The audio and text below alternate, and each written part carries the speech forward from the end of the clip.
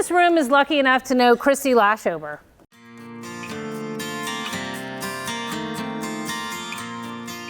Thank you for a great talk. Yes, thank you. Start us off. Thank you.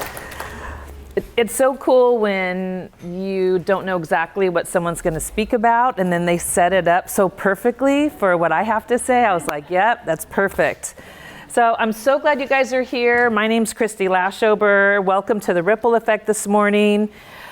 We hold incredible power to create a beautiful life, no matter what our circumstance is. And that really, I believe, starts with truly knowing and fully embracing everything you are. So if we're going to do that, we have to stop doing one thing, and Melissa talked a little bit about that, which is stop hiding. Can you imagine showing up every day as your full self with, all the perceived flaws and all the things that you are, to show up and welcome that and be excited about presenting that to the world? About 12 years ago, I was on an airplane. And I was looking out the window. Is anyone else like a window seat girl? Okay, there's my window seat. I love the window. So I'm looking out the window, and it's so beautiful outside. It's the Las Vegas Strip.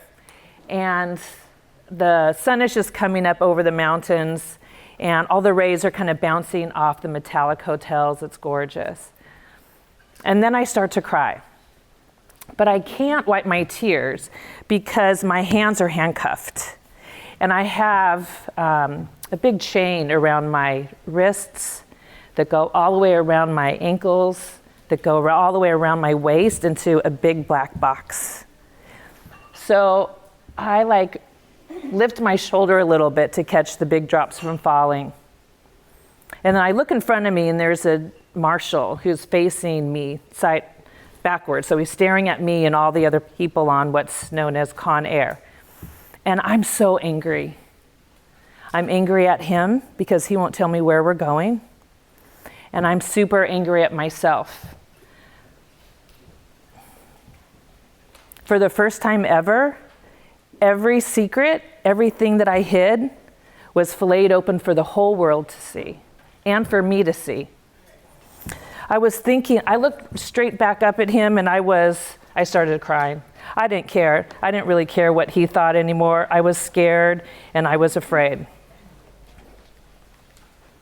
And I was thinking, how did I get here? I'm a wardrobe stylist from Southern California, and now I'm on Con Air. And I was thinking, I had a great family, super loving, kind, but I also had a lot of secrets that I didn't share. And that's why I love what Melissa was talking about, the secrets. I was born with birth defects. That's what they used to call them. And so I had a lot of operations, and I was addicted to Demerol, all sorts of opioids as a child. And so I learned, just by what Melissa was saying too, it's like my dad's face would be the first face I'd see every morning. I'd wake up in the hospital, and he'd say, "How are you feeling, Chris?" And I knew there was only one answer. "Dad, I feel good." He's like, "Oh, thank God." Okay, good. And so I would always think, I could never tell you exactly how I'm feeling, and I don't even really want to admit exactly how I'm feeling. It was easier for me to hide and say, "I'm good." And as I got older and I'm good doing, going through all the operations, then my mom and dad would be on the side next to me walking through.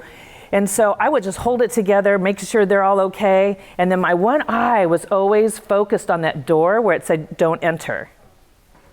Later was my husband that was there with me, and I would just hold it all together. And then as soon as I could get through that door, I would cry. I didn't care anymore at that point. I learned how to hide all sorts of parts of myself, from the world and from me. But now, in the most unimaginable and humiliating circumstance, filled with crushing fear, I had to face the totality of all my decisions and who I was at that time. So that's why I say we have to stop hiding.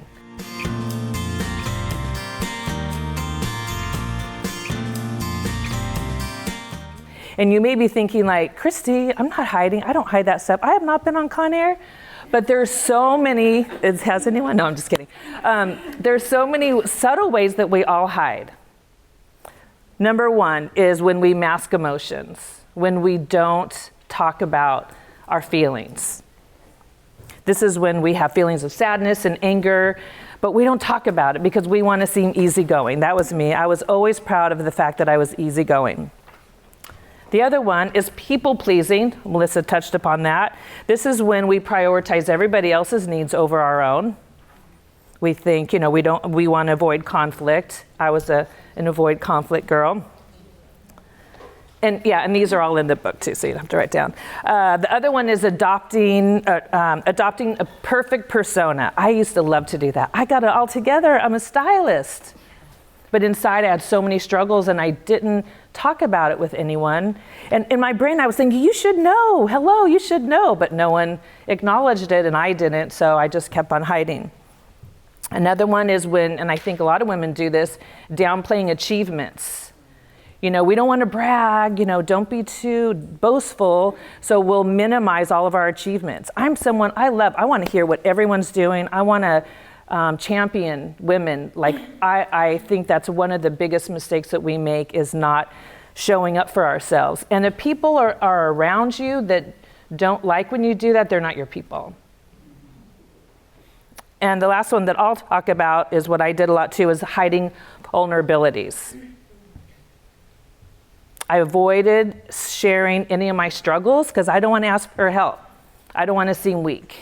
The good thing now, after all of this now, I know that that's such a sign of strength. And like Melissa said, the people that help you, you get these amazing connections with, which is so great.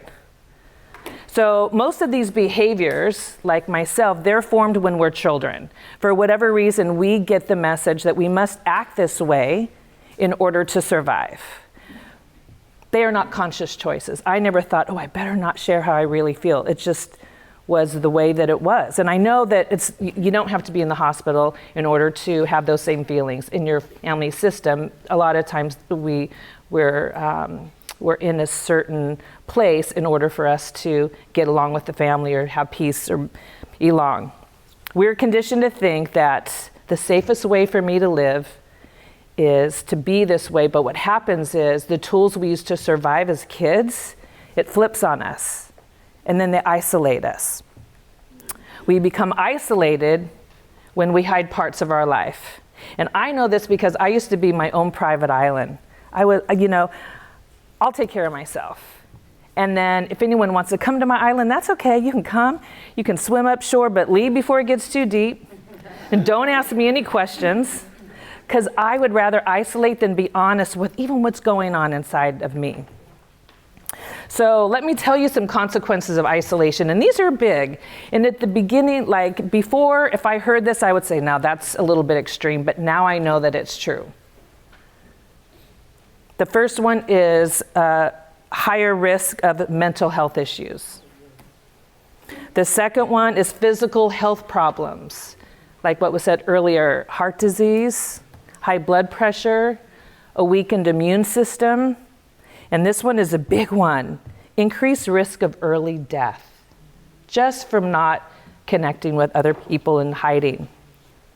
So what's something you can say when someone says, hey, Kristy, how are you? You don't want to throw up everything on everybody, but why not say, you know what, I'm doing pretty good, I'm struggling a little bit, I'd love to maybe have coffee with you next week. Then what happens is, it's a little hard to be vulnerable like that, but what happens is your brain hears your mouth and says, oh, good, we're connecting. And it can kind of relax a little bit. So then that promises future connection. So I have a little activity. So this is just for yourself. So take a moment and think about the things in your life that nobody knows, or maybe that some of the people should know in your life, but they don't. Or think about the things that you think, I'm going to take that to my grave, no one needs to know. So we're going to take just 15 seconds. Just think about what comes up in your head. I don't have my watch. So whether you like it or not, all those things that popped up in your head, they're affecting your day-to-day relationships. both personally and professionally. They're chipping away a little bit at your soul, and it's like trying to run from a shadow. You can't run from it, but what I promise you, and I've learned this, and that's why I speak on it, because before I would not believe most of what I was saying, because I was still, like I said, my own private island, but I know in sharing that when you face it and you embrace it and you love who you are and make peace with what's going on, it's magic that can happen. There's a startling statistic that says most people cannot say that they love themselves. 80 to 90% of people cannot be transparent. That's a huge number. Yeah. No. It's true. So all the hidden things get in the way. And imagine the weight, you think if you gain 5 pounds, imagine the weight that you carry from not wanting to expose. Like, I better not talk about that. And especially if it's from a young girl, it builds over time. And we're not supposed to do that. We're not meant for that. So from that moment for me on Con Air to falling so far down, all the way down, and like clawing my way back up from a 5-year prison sentence for addiction and going to 5 different prisons, Las Vegas, Oklahoma, Rhode Island, Connecticut, and Texas. One of the things that I did find is so profound in the darkness. When you're in darkness and some light comes in, it's vibrant. It's so special and beautiful that I think that's one of the gifts. Now that it's a little bit as time passed, I'm seeing certain things as gifts, but that's one of the gifts that you get because it's so beautiful. So you want to continue to get that light when we're out here and free.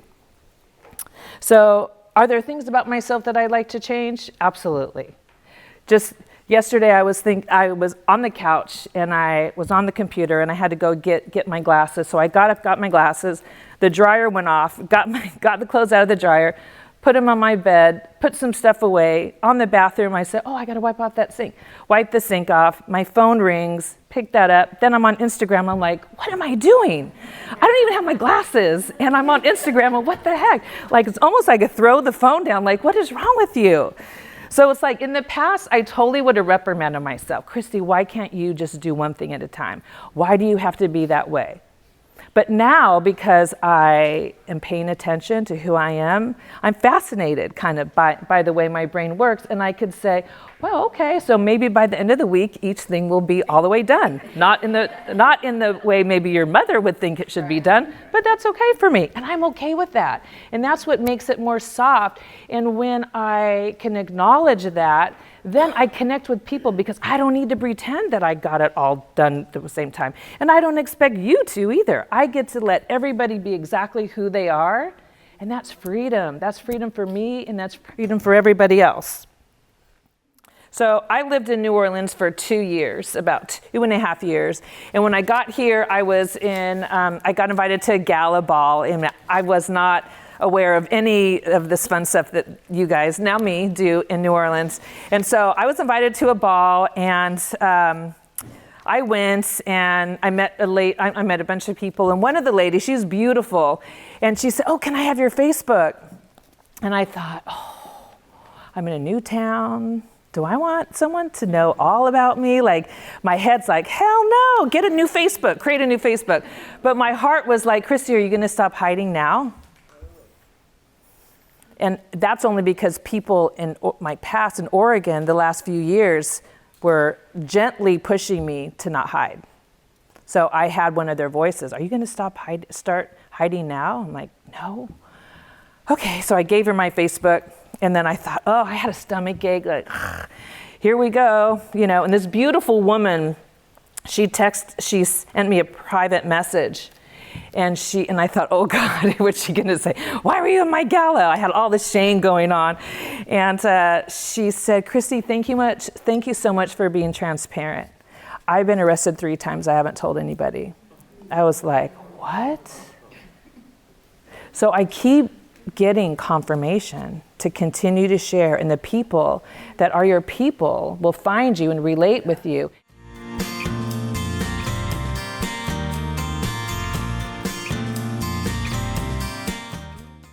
And those that aren't will continue to judge.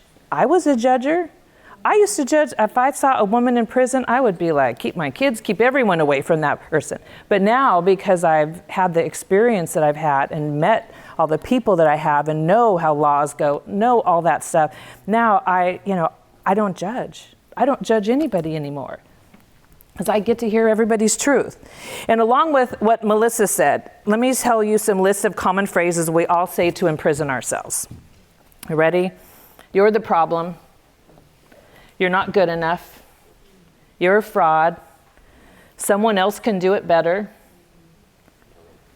They will judge you. The cards are stacked against you. You'll never win.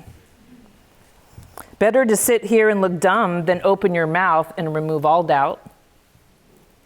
They'll all laugh at you. You're not a good wife, daughter, friends. You'll never make it. They won't like you. Better quit while you're ahead. And the last one is you're going to fail. These are all things that run through our minds. And sometimes there are other people that say certain things to us. We get that message. And the great thing is, as adults now, we get to choose who we're around. And sometimes they could be family members or people in our lives, maybe at the jobs, and we get to make a different choice. Because I know I deserve to not be around someone that talks like that, especially me. And you said about Pollyanna, I would think that too. Oh yeah, everything's great. You know what? I'd say, Kristy, you're doing such a good job every night or every morning. Like, I'm so proud of you. Like, those things really seep into our bodies. And when we do that to ourselves, we get to do that to everybody else. I see, so I'm so proud of you. You're doing such a great job. Look at you in the front seat. That's amazing. And then that creates more love, and we get more and more love. I said to my mom when I was in Oregon, we were going to a movie, and I just kept getting so much love around me. I said, Mom, like, I feel almost choked out, like up to my chin, because of all the love people are giving me. And I have a good family. I have lots of people in my life, but the honest connection and love, I was like, I've never experienced that before. And that's kind of what I share, because I want everybody in this room to know that they deserve that, and it's everywhere around. So another story I have is about 9 years ago, and this was a defining moment that nearly broke me, that really started my journey of self-discovery, and really that kind of burned a fire super deep in my soul. When I was sentenced, the judge said to me that I would be going to a camp in California. There'd be no walls. Your family can see you whenever you want. You'll do a drug program. And then that way you'll do 3 years, because you'll get a year off.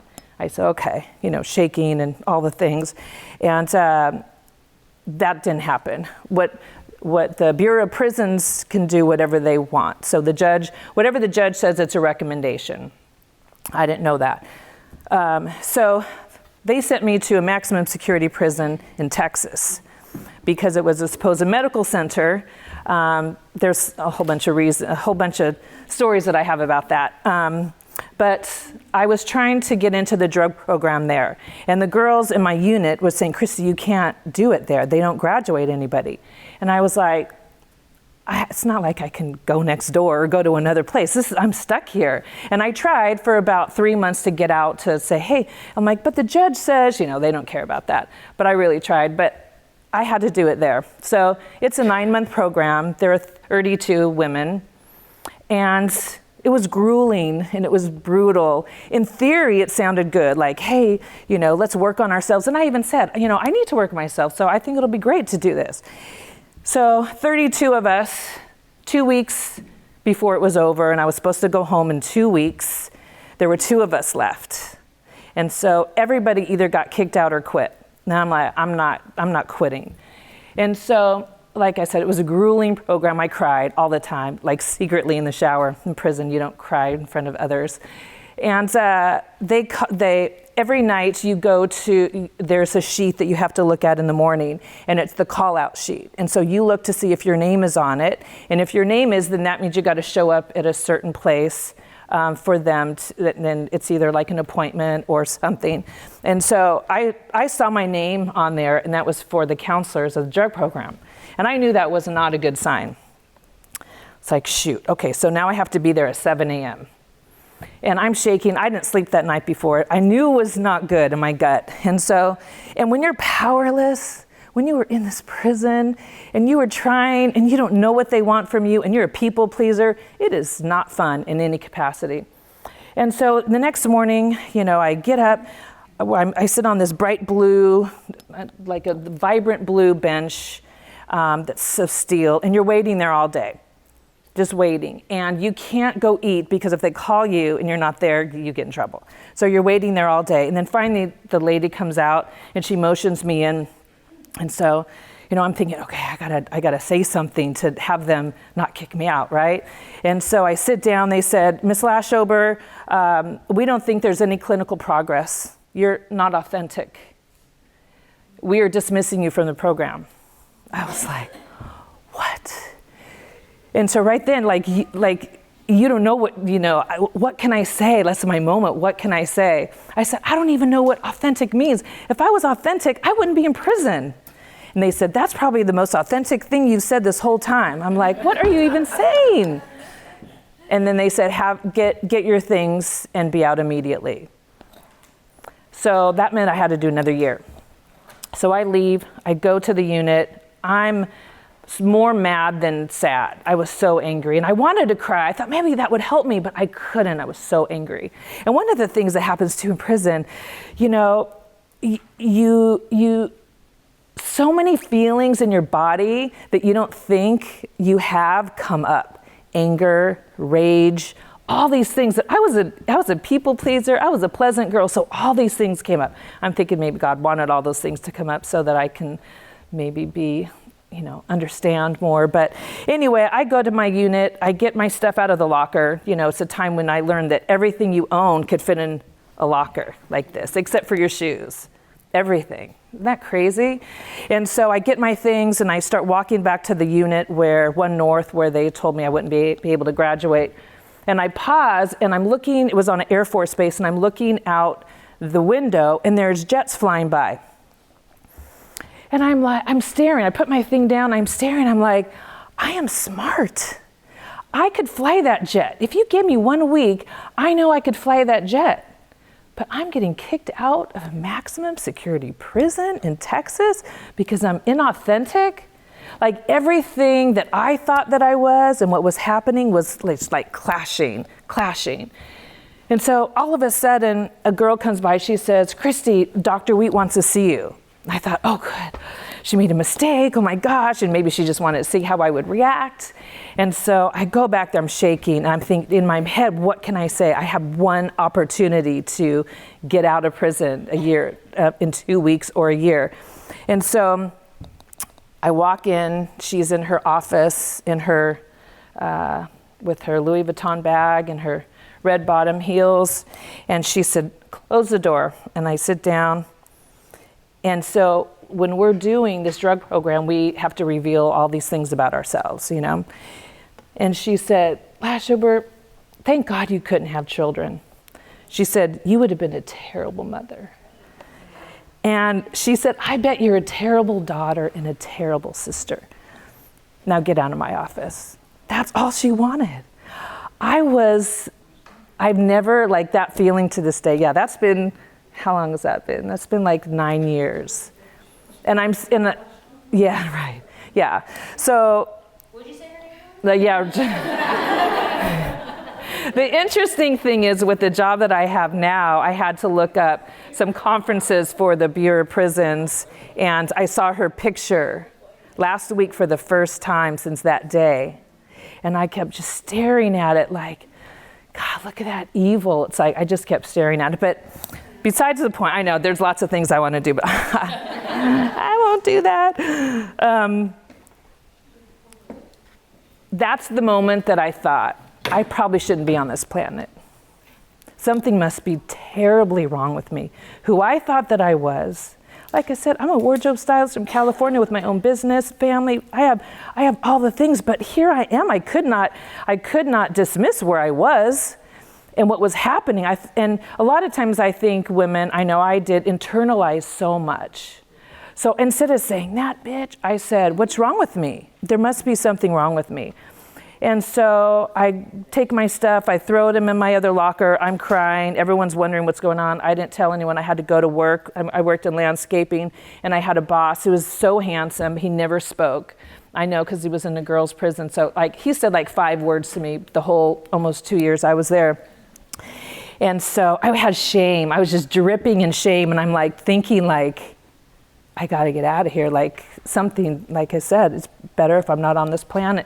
And then he said, what's wrong? And like I said, what's wrong? Those two of the 5 words the whole time I was there. And I said, boss, they kicked me out. They kicked me out of RTAP.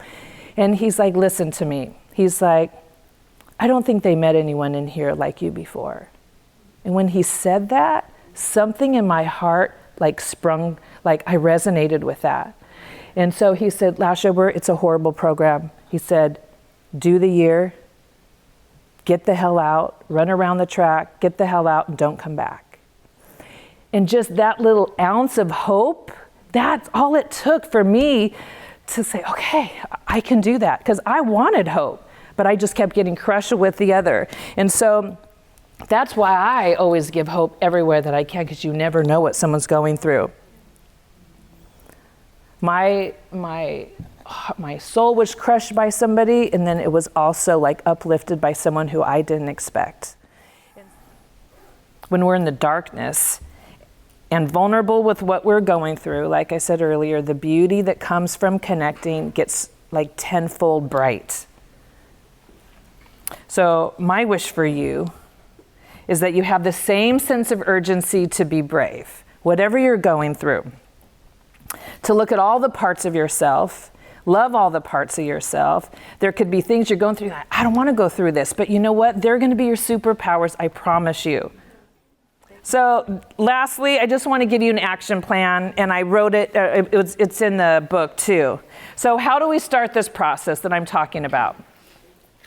This is exactly what worked for me. And again, I understand, and I always say, I wish I can find the formula for people to do this without having to be in deep pain. When you're in deep pain, sometimes you claw your way to truth because you want to feel better. But if you're kind of coasting, you're feeling all right, but things are happening and you're ignoring it, it's harder to do this action plan. But I promise you, this action plan is so easy and beautiful and lovely, and it's my everyday routine. So the first thing is, and I can't stress this enough, the first thing is, when your head says something that brings you fear, anxiety, sadness, loneliness, that's a lie. Period. That's a lie. And when your head tells you something that brings you joy and peace and love and compassion, that's truth. So that's just the simplest way to dismiss all the crap that's in our head. We have 10,000 thoughts a day. Probably at least half of them, 5,000, are going to say all this stuff that's a lie. So you can immediately, and when you're paying attention, you're like, wow, look at that thought. That's a lie, that's a lie, that's a lie. You're like, damn, I say all this lies to myself. And then the third thing is you set your alarm 30 minutes earlier before you have to get up. And I always say the word get to. You don't have to, you get to. You're alive, you're free, you're in New Orleans. This is one of the best places in the country. You are free. So listen, 30 minutes early. You have to get up at 7, get up at 6:30. You have to get up at 5:30, get up at 5. We scroll through our phones 30 minutes. We can get up 30 minutes earlier. And when you get up, make your bed if no one's in there with you, and no one's still in there. Look in the mirror, you're brushing your teeth, use the restroom, look in the mirror and just say, I love you. I'm so proud of you yesterday for showing up or doing that one thing yesterday. And if you didn't, you're like, dang, you didn't do that. Okay, well, maybe we can do that today. Grace and compassion. And then you make a cup of coffee. I love, I didn't drink any coffee before I went to prison. Now I drink coffee. And so, but I like to use all my ingredients, cocoa, creamer, I put a little mint, a little cinnamon, all the things in it like it's an event. And so I grab coffee and I sit down with a pen and a notebook. And a lot of people say, I don't know what to write. You can start off with me, what I did when I first got out, I had nothing. I lost every single thing. Everything. I borrowed some jeans from a homeless girl when I got out as a wardrobe stylist. That humbles you all the way down. So I would say, God, help me be a light and help me be of service in somebody's life. Because I could do that. I had nothing to give, but I could be of service and I could be a light in someone's life. So whatever that is that you have to give, always starting from the positive part. And then I always write the date. Now I write down what I weigh because I've gained 15 pounds since I lived here. So I have to say, okay, here we go. It's going up or going down. And it really, if you write it, then it's like, okay, so today I'm going to watch it a little bit. And now that's power and truth when we actually write things down. And there's times I'm say, do I want to write that? Can I change it to this number? And okay, change it. And then laugh at yourself and say, okay, maybe tomorrow it'll actually be that number. It's all just love and compassion. And then just write about the wins that you had the day before.